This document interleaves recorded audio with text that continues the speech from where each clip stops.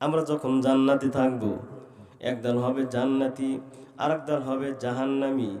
জান্নাতীরা জাহান্নামীদেরকে দেখতে পারবে, আবার জান্নাতীরাও জাহান্নামীদেরকে দেখবে, জাহান্নামীরাও জান্নাতীদেরকে দেখবে। এক পর্যায়ে কথা হবে, ভাই কি বাবার তুমি জান্নাতে আসছো কেন? কারণটা কি? তুমি জাহান্নামী কেন? তুমি অপরাধী কেন? কি জন্য তুমি জাহান্নামে আসছো? এর কারণটা কি? আমার ভাইয়েরা, ওই জান্নাতি প্যান্ডেলে জান্নাতি মানুষেরা বলবে, কি জন্য তোমরা জাহান্নামে? কারণটা কি বলবে? এক নম্বরে বলবে, আনিল মুজরিমিনা মা সালাকাকুম ফি সাকার ক্বালু লাম নাকু মিনাল মুসাল্লিন।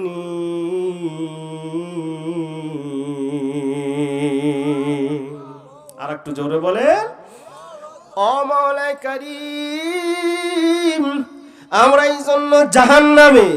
আমাদের কাজ ছিল, আমরা অপরাধী ছিলাম। অপরাধীটা কি বলে? প্রথম নাম্বার অপরাধ হলো আমরা দুনিয়ায় থাকতে আমরা মুসল্লি ছিলাম না, আমরা নামাজ পড়ি নাই, যার কারণে আজকে আমাদের জায়গা হলো এই জাহান্নামের সর্বনিম্ন স্তর। এবার জাহান্নামেরা বলবে, এই জাহান্নামে আসার কারণটা হলো নামাজি ছিলাম না।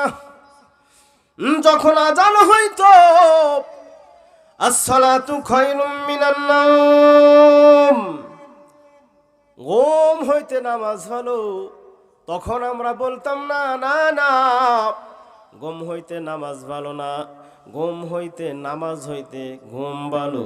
যার কারণে মুয়াজ্জিন আজান দেয়, শয়তান এসে পা টেপে আর মাথা টেপে, এই তুই কি উঠবি না? মুয়াজ্জিন বলতেছে ঘুম থেকে নামাজ ভালো, শয়তান এসে বলতেছে না, নামাজ থেকে ঘুম ভালো, এই জন্য ঘুমায় যাও।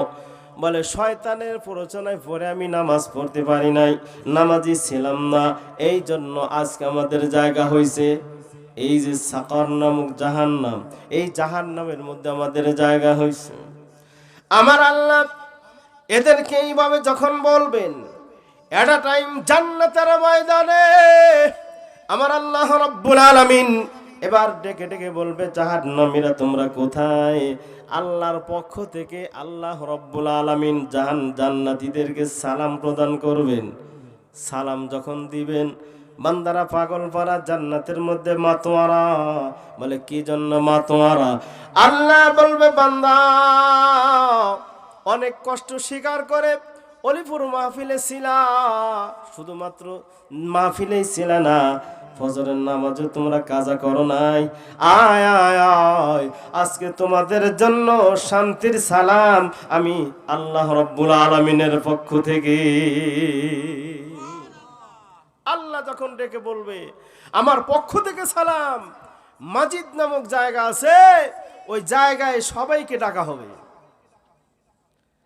কিন্তু মাজিদ নামক জায়গায় কেমনে ডাকা হবে? আল্লাহ রাব্বুল আলামিন হযরত বিলাল হাবশী, যার চেহারা ভালো ছিল না, দেখতেও সুন্দর, বাদাম্মার ঘরে বাদাম্মা, বিলাল হাবশীকে ডেকে বলা হয়, বিলাল আয় আয়, জান্নাতের ময়দানে তোমার সুললিত কণ্ঠে আজানটা দিয়ে দাও।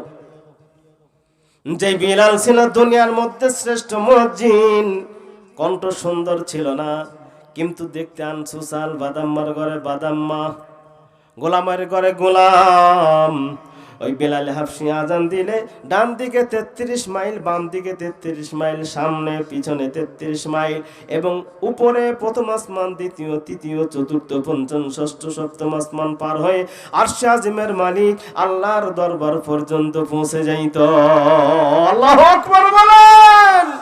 সে বিলালের চেহারা ভালো ছিল না, কিন্তু অন্তর ছিল স্বচ্ছ সুন্দর, যার কারণে সেই বিলাল হাবশী তার মর্তবা সম্মান আল্লাহ বাড়ায় দিয়েছে। সাহাবাদের মধ্যে বলল, বিলালের কণ্ঠ সুন্দর না, মুয়াজ্জিন আরেকজন বানানো হোক। নিযুক্ত করা হলো আরেকজন মুয়াজ্জিন, ফজরে আজান দেয়, আসসালাতু খায়রুম মিনান নাওম। কিন্তু আমার নবী ওযু করে নামাজের জন্য প্রস্তুতি নিয়ে বসে আছেন। কি বাবার সুবহে সাদেক হয় না, পূর্ব আকাশ ফর্সা হয় না। জিবরিল আমিন এসে হাজির হয় যে ইয়া রাসূলুল্লাহ ইয়া হাবিবাল্লাহ, হুজুর গো আপনি কি ব্যাপার, কি জন্য অপেক্ষা করছেন? বলে আমি ফজর নামাজের জন্য অপেক্ষমান। বলে মসজিদে নববী কি আজান হয়েছে? বলে না, মসজিদে মুয়াজ্জিন তো আজান দিয়েছে একজন। বলে না, আজান হয় নাই, কারণ বিলাল যখন আজান দিত ডান দিকে 33 মাইল, বাম দিকে 33 মাইল, উপরে প্রথম আসমান, দ্বিতীয়, তৃতীয়, চতুর্থ, পঞ্চম, ষষ্ঠ, সপ্তম আসমান পার হয়ে আরশে আজিমের মালিক আল্লাহর দরবার পর্যন্ত পৌঁছে যাইত। বিলাল আজান এখনো দেয় নাই। বিলাল যদি আজান দিত আল্লাহ নিজেই শুনতেন, যার কারণে আজান যতক্ষণ পর্যন্ত বিলাল হাফসি আজান না দিবে ততক্ষণ পর্যন্ত পূর্ব আকাশ ফর্সা হবে না, কিয়ামত কায়েম হয়ে যাবে। এই জন্য দেরি না করে অতি তাড়াতাড়ি বিলাল হাফসিকে আবার মুয়াজ্জিন নিযুক্ত করা হোক। সুবহানাল্লাহ বিহামদিহি। ওই বিলালের পাওয়ার কেন? ওই বিলাল আস্তে আজান দিলে অনেক দূরে যায় কেন? বলে তার জিহ্বার এমন সুন্দর, আর জিহ্বার মধ্যে এমন সুন্দর, আল্লাহ এমন কষ্ট করেছে জিহ্বা দিয়ে। উমাইয়া ইসলাম গ্রহণ করার কারণে তার হাতে পেরেক মেরেছে, পায়ে পেরেক মেরেছে, আবার জিহ্বাটা ধরে আগুনে সেক দিয়েছে, আবার জিহ্বাটা ধরে কাঁটাযুক্ত একটা জিনিস তার মধ্যে প্রবেশ করায় দিয়েছে। ওই বেলালে হাফসির মাথা পাথর, প্রচন্ড পাথরটা চাপায় দিয়েছে। আল্লাহকে বলে, আল্লাহ বুকে প্রচন্ড পাথর চাপা দিয়েছে, আল্লাহ আমি তো তোমার নামটা স্মরণ করতে পারি না। আল্লাহ বলে, বিলাল হাফসি না না না, তোমার অন্তরের মধ্যে আমার প্রেম, আমার ভালোবাসা আর মহব্বত বেশি আছে, চিন্তার কোনো কারণ নাই। ও বিলাল হাফসি একটু তাকায় দেখ, এই যে জান্নাতের দরজাতে একটু প্রবেশ করবা, জান্নাতের গেট খুলে দেওয়া হলো, তুমি একটু তাকায় দেখো। বিলাল হাফসি যখন তাকায় দেখে জান্নাতের মনোরম পরিবেশ, বিলাল হাফসি ওইটা দেখেই যখন জান্নাত দেখে বলে, বিলাল এই দুনিয়া ছাড়তে দেরি, ওই জান্নাতে যাইতে আর দেরি না। আল্লাহু আকবার বলেন। বিলাল চিন্তার কোনো কারণ নাই। বিলাল চিন্তা করো না, অতি সত্বর তুমি জান্নাতে প্রবেশ করবে। আমার ভাইয়েরা, বিলাল হাফসি এবার তিনি আজানটা দিয়ে দিলেন জান্নাতের ময়দানে। যখন বিলাল হাফসি আজানটা দেয়, জান্নাতের মেহমানরা সবাই পাগল পারা হয়ে যায়, আর সবাই সামনের দিকে আগায় আসে। বিলাল হাফসি আজান দিয়েছে, চল যাই জান্নাতে। ওই সময় কাফের, নাস্তিক, মুরতাদ তারাও আসতে চাইবে আজান শুনে, এত সুন্দর আজান। ওই সময় তাদেরকে বের করে দেওয়া হবে আর লাঠি মেরে তাদেরকে ওখান থেকে হটায় দেওয়া হবে। কি জন্য? আল্লাহ বলবে, বান্দা আজকে শুধু আমার রহমান রহিম নামের বরকত, এই রহমান আর রহিম নামাজে পড়ি আমরা। এই রহমানের অর্থ হলো আল্লাহ কাফেরদের জন্য দয়ালু, আল্লাহ নাস্তিক মুরতাদ তাদের জন্য দয়ালু, আল্লাহর যারা অসভ্যতা করে তাদের জন্য আল্লাহ দয়ালু, আল্লাহকে যারা ডাকে তাদের জন্য আল্লাহ দয়ালু, আল্লাহকে যারা ডাকে না তাদের জন্য আল্লাহ দয়ালু, এবং প্রত্যেকের জন্য আল্লাহ দয়ালু। কিন্তু আজকে আমি কিয়ামতের ময়দানে সবার জন্য দয়ালু না, যারা জান্নাতি হবে তাদের জন্য আমি শুধুমাত্র একমাত্র দয়ালু। আল্লাহু আকবার। ওই সময় সবাই চান্স পাবে না, যারা জান্নাতি তারাই শুধু চান্স পাবে জান্নাতের প্যান্ডেলের মধ্যে আসা। আমার বিলাল হাফসি আজান দিবে, 2 লক্ষ মতান্তরে পরে 2 লক্ষ হোক আর 5 লক্ষ হোক, সমস্ত পয়গাম্বার সবার চেয়ারে সবাই বসে যাবে, আর 3টা চেয়ার থাকবে খালি। বলে এই চেয়ারে কে বসবে? বলে একটা চেয়ারে বসবেন, সেটা হলেন সভাপতি হবেন। এইরকম মাহফিল সাজানো, আজকে যেরকম আমার আনিস ভাই আজকের মাহফিলের সভাপতি চেয়ারে বসছে, কিয়ামতের ময়দানে জান্নাতের প্যান্ডেল সাজানো হবে, আর ওই প্যান্ডেলের সভাপতি হবেন আমার আল্লাহ। চিৎকার করবেন আল্লাহু আকবার। আমার আল্লাহ হবেন সভাপতি, সভাপতির চেয়ারে বসবেন আমার আল্লাহ। আর একটা চেয়ার থাকবে প্রধান অতিথি হবেন আমার নবী জনাবে মুহাম্মদুর রাসূলুল্লাহ সাল্লাল্লাহু আলাইহি ওয়াসাল্লাম। প্রধান অতিথির চেয়ারে তিনি থাকবেন। আরেকটা চেয়ারে ফাঁকা রয়েছে, বলে কে বসবে? বলে এই চেয়ারে থাকবে বিশেষ অতিথি। বিশেষ অতিথি কে? বলে হযরত দাউদ আলাইহিস সালাম, তিনি থাকবেন এই বিশেষ অতিথির চেয়ারে। এবার যখন সুন্দর করে জান্নাতের মনোরম পরিবেশে জান্নাতে প্যান্ডেল সাজাইছি, এবার বলবে নাশিদ, বলবে হযরত ইসরাফিল আলাইহিস সালাম, তিনি একটা নাশিদ পরিবেশন করবেন। আর ওই জান্নাতের প্যান্ডেলের মধ্যে আল্লাহ হযরত দাউদ আলাইহিস সালামকে ডাক দিয়ে বলবে, দাউদ, এবার তোমার সুললিত কণ্ঠে কোরআনুল কারীম তুমি তেলাওয়াত করে জান্নাতের প্যান্ডেলে শোনায়া দাও। দাউদ আলাইহিস সালামকে বলা হবে, তুমি কোরআনুল কারীম তেলাওয়াত করো। দাউদ বলবে, আল্লাহ, আমি তো কোরআনের হাফেজ নই, আমার উপরে জাবুর কিতাব নাজিল করা হয়েছিল। আর যখন জাবুর কিতাব আমি পড়তাম, পাঠ করতাম, উড়ন্ত পাখিগুলো এসে বসে যাইতো, মাছগুলো অনেক দূর থেকে অনেক কাছে চলে আসতো, ডাঙায় চলে আসতো এই কোরআন, আমার এই জাবুর কিতাব শোনার জন্য। আমার কণ্ঠ আল্লাহ তুমি সুন্দর করে দিয়েছিলে। আল্লাহ বলবে, ও দাউদ,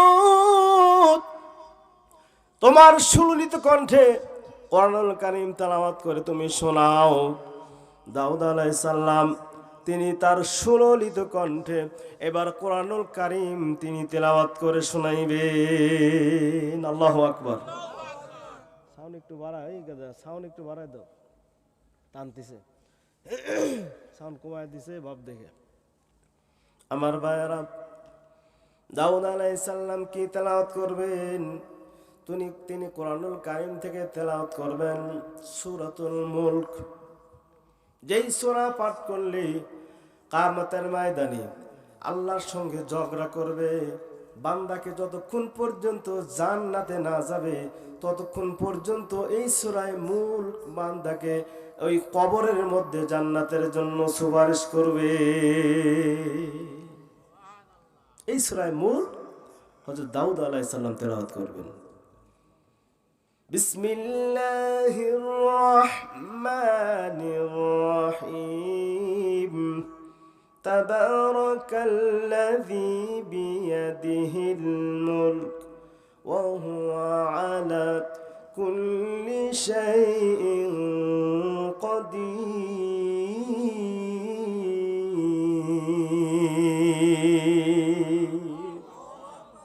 দাউদ আলাইহিস সালাম যখন কোরআনুল কারীম তেলাওয়াত করে শোনাইবেন, ওই সময় শোনানোর সঙ্গে সঙ্গে আল্লাহ ডেকে বলে, দাউদ তুমি আরেকটু তেলাওয়াত করো।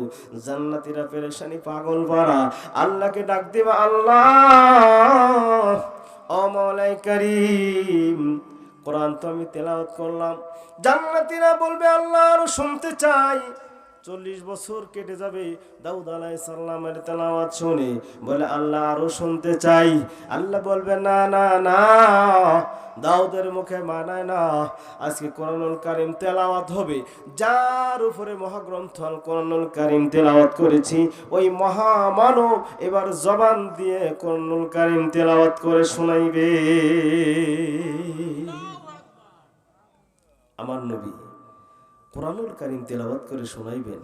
তার কণ্ঠটা কেমন ছিল, কত সুন্দর তার কণ্ঠ, যে আবু জেহেল উতবা সাহেবা তারা ঘোষণা করতে, এই দিনের বেলা তোমরা কেউ যেন আব্দুল্লাহ পুত্র মোহাম্মদ তার কোরআনুল কারীম তেলাওয়াত করতে শুনতে তোমরা কেউ যাইবা না, এই মর্মে দস্তখত করা হয়। কিন্তু দিনের বেলায় নিষেধ করে, রাত্রে বেলায় দেখা যায় সবার আগে আবু জেহেল ওখানে উপস্থিত। সুবহানাল্লাহ বলেন। আমাদের কিছু আবু জেহেল আছে যারা দিনের বেলাও কোরআনের বিপক্ষে কথা বলে, এবং রাত্রি বেলা এই কোরআনুল কারীমের তাফসীর হবে, ওই তাফসীর গুলো বন্ধ করে দিয়েছে। কথা বলে ঠিক কিনা? আমার ভাইরা, আবু জেহেল, উতবা, শাইবা, ওয়ালিদ ইবনে মুগীরা আমার নবীর কোরআনুল কারীম তেলাওয়াত শুনতে যায় রাতের বেলা, রাতের অন্ধকারে একসঙ্গে অ্যাড হয়। বলে, কি বাবা তুমি আসছো কেন? বলে আমি তো মনে করেছিলাম আমি শুধু যাচ্ছি, আপনি আসছেন কেন?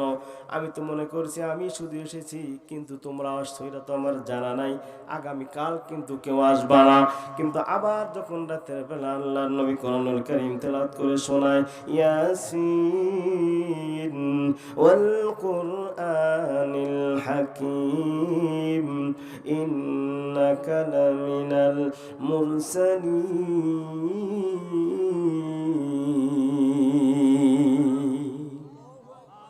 তেলাওয়াত শুনে পাগল পাড়া সারা রাত পোহায় গেছে, ফজর হয়ে গেছে। তারপরে তারা ওই বসা থেকে নিচে নাবার সুযোগ পায় নাই। কেমন কোরআনুল কারীম তেলাওয়াত ছিল! ওমর ইবনুল খাত্তাব রাদিয়াল্লাহু তাআলা আনহু, যিনি ছিলেন টাটকা একজন কাফের টেররিস্ট, যিনি ছিলেন ভয়ঙ্কর একজন সন্ত্রাসী, কিন্তু সেও যখন আবু জাহেল বলেছিল, ওমর তুমি যদি এই কাজ করতে পারো, কি বলে, আব্দুল্লাহ পুত্র মুহাম্মাদের মাথা আনতে, যদি তুমি এই কাজটা করতে পারো তোমাকে বিশাল একটা পুরস্কার দেওয়া হবে, লাল উটনি তোমাকে পুরস্কৃত করা হবে, 500 লাল উটনি। ওই সময় তার দাম ছিল অনেক বেশি। ওমর বলে, এটা কি একটা ব্যাপার হলো? এটা তো মামুলি ব্যাপার, এটা কোনো বিষয় না। সে ওমর হাঁটি হাঁটি পা পা করে চলছে, কিন্তু যখন বাড়িতে যাওয়ার পরে দেখে তার বোন ভগ্নিপতি কোরআনুল কারীম তেলাওয়াত করতেছে। সুবহানাল্লাহ বিহামদিহি। বোন তেলাওয়াত করতেছে, ইন্নানি আনাল্লাহ লা ইলাহা ইল্লা আনা ফা'বুদনি ওয়া আকিমিস সালাতা লিযিকরি।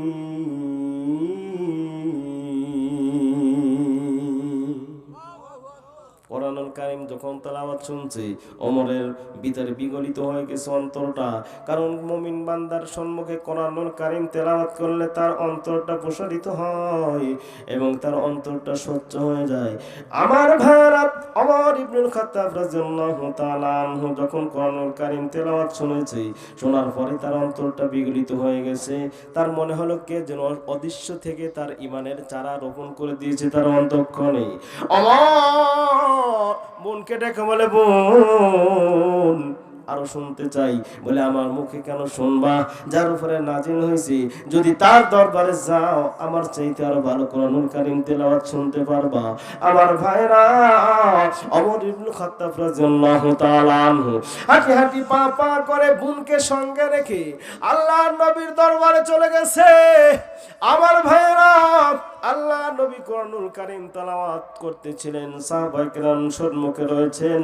ওমর ইবনে খাত্তাব রাদিয়াল্লাহু তাআলা আনহু তার এই খাপ থেকে তলোয়ারটা নামাইয়া সামনে রাখিয়া ওখানে বসে গেছে। সাহাবায়ে কেরাম বলে, ইয়া রাসূলুল্লাহ, ইয়া হাবিবাল্লাহ। ওমর আগায় আসতেছে, কি করা যায়? বলে, তোমরা বসো, চিন্তার কোনো কারণ নেই। আমি গত রাত্রেই আমি দোয়া করেছি, আল্লাহ 2 ওমরের 1 ওমরকে ইসলামের জন্য তুমি কবুল করে নাও। আল্লাহু আকবার বলেন। আল্লাহর নবী দোয়া করছে, 2 ওমরের 1 ওমর।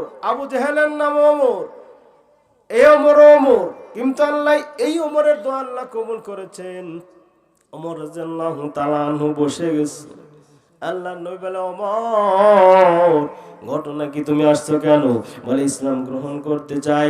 আর দেরি না, হাতটা বাড়ায় দেন, কালেমা পড়ে আমি ইসলাম গ্রহণ করে নিব। ওমর যখন ইসলাম গ্রহণ করেছে, ইসলাম গ্রহণ করে আল্লাহ নবীকে ডেকে বলতেছে, আল্লাহ নবী আমি একটু কথা বলতে চাই। বলে, কি বলবা? ইয়া রাসূলুল্লাহ, ইয়া হাবিবাল্লাহ, আমার এই তলোয়ারটা কুফরের পক্ষে ছিল, কাফের নাস্তিক মুরতাদদের পক্ষে এই তলোয়ার চলেছে। আমি আজকে ঘোষণা করতে চাই, আমার এই তলোয়ার আজ থেকে চলবে ইসলামের পক্ষে, কুফরের বিপক্ষে। এমন যদি কোনো মায়ের সন্তান থেকে আসো, ইসলামের সুশীতল ছায়াতলে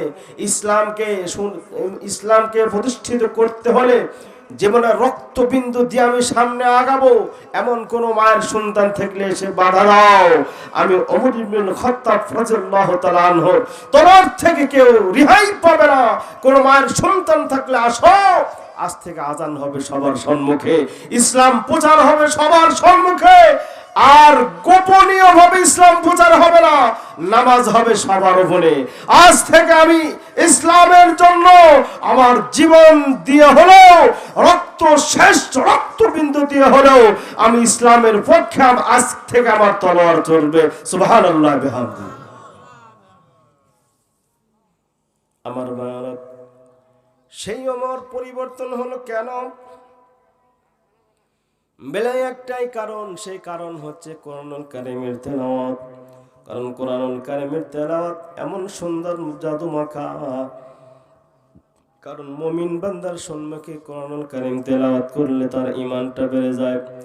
ইন্নামাল মুমিনুনা আল্লাযীনা ইযা যুকিরাল্লাহু ওয়াজিলাত قلوبهم وإذا تليت عليهم آياته زادتهم إيمانا وعلى ربهم يتوكلون। মুমিন বান্দার সম্মুখে যখন কোরআন কারীম তেলাওয়াত করা হয় তখন তার ঈমানটা বেড়ে যায়। আল্লাহর নাম নিলে তার দিলের মধ্যে কম্পন সৃষ্টি হয়, আল্লাহর নাম নিলে তার দিলের মধ্যে কাঁপুনি সৃষ্টি হয়, ভয় বেড়ে যায়।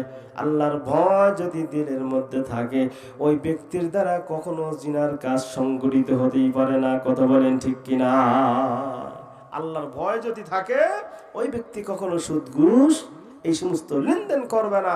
আল্লাহর ভয় যদি থাকে, ওই ব্যক্তি নামাজ ছাড়তে পারে না। আল্লাহর ভয় যদি থাকে, ওই ব্যক্তি কখনো মানুষকে খুন করতে পারে না, গুম করতে পারে না। কথা বলেন ঠিক কিনা? কারণ যদি একটা ছেঁচড়া চোরকে জেলখানায় আটকানো হয়, তাকে যদি গ্রেফতার করা হয়, ওই ছেঁচড়া চোর দেখা যায় জেল থেকে বাড়ায় টাটকা চোর হয়। কথা বলেন? এবং একটা চোরকে যদি জেলখানায় রাখা হয়, জেলখানায় জেলার হয়ে খেটে জেলখানায় থেকে যখন বের হয়, ওইটা কিন্তু একটা ডাকাতে পরিণত হয়ে যায়। কথা বলেন? কারণ আল্লাহর ভয় ওর মধ্যে নাই। আল্লাহর ভয় থাকতে হবে। র্যাবের ভয় করলে হবে না, পুলিশের ভয় করলে হবে না, আর্মির ভয় করলে হবে না, গুণ খুমের ভয় করলে হবে না। একমাত্র ভয় করতে হবে আল্লাহর ভয়। আল্লাহর ভয় যদি থাকে, তাহলে ব্যক্তি ভালো হবে, তার পরিবার ভালো হবে, তার সমাজ ভালো হবে, তার রাষ্ট্র ভালো হবে। কথা বলেন ঠিক কিনা? আল্লাহর ভয়ের কারণে, ভয় থাকলে এটা কখনো সংকটিত হবে না। আমার ভাইরা, এই জন্য মুমিন বান্দা দার সম্মুখে যখন কোরআনুল কারীম তেলাওয়াত করা হয়, কোরআনুল কারীম তেলাওয়াত করলে তার ঈমান বৃদ্ধি পায়। আল্লাহর নাম নিলে তার হৃদয়ের মধ্যে আল্লাহর ভয় ঢুকে যায়। আল্লাহর ভয় ঢুকলে কি হবে? নিজেও ভালো হবে, পরিবার ভালো হবে, সমাজ ভালো হবে, রাষ্ট্র ভালো হবে। এই রাষ্ট্র হবে কোরআন দিয়ে চালাইলে, এই রাষ্ট্র হবে জান্নাতের ফুলের বাগান। আমার ভাইরা, ওই ওমর একমাত্র কোরআনুল কারীমের কারণে ইসলাম গ্রহণ করেছে। আল্লাহ বলে, হাবিব আপনি কোরআনুল কারীম তেলাওয়াত করে শোনান। আল্লাহর নবী বলে, আল্লাহ আমি কি তেলাওয়াত করে শোনাইব? আল্লাহ ডেকে বলে, হাবিব আমার কোরআনুল কারীমের মধ্যে যেটা হৃদয়, কোরআনুল কারীমের যেটা হাত, সেইটাই আপনি তেলাওয়াত করে শোনান। আল্লাহর নবী তখন কোরআনুল কারীম তেলাওয়াত করে শোনাইবেন। ইয়াসিন ওয়াল কুরআনিল হাকীম ইন্নাকা লামিনাল মুরসালিন আলা সিরাতিম মুস্তাকিম।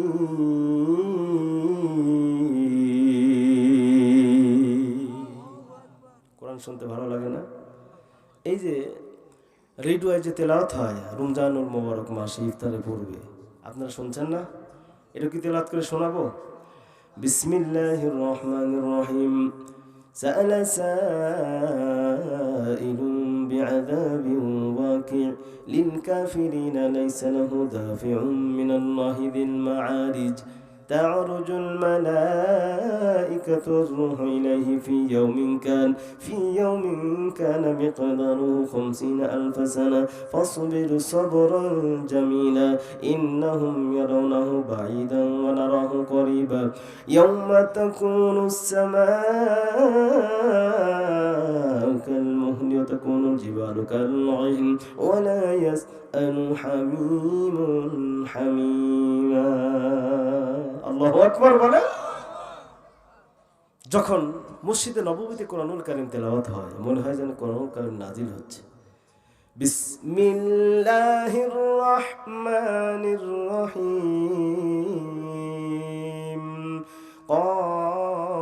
قاف والقرآن المجيد بل عجبوا أن جاءهم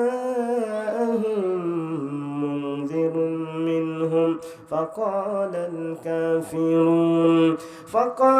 الكافرون هذا شيء عجيب أإذا متنا وكنا ترابا ذلك رجع بعيد الله أكبر বলেন।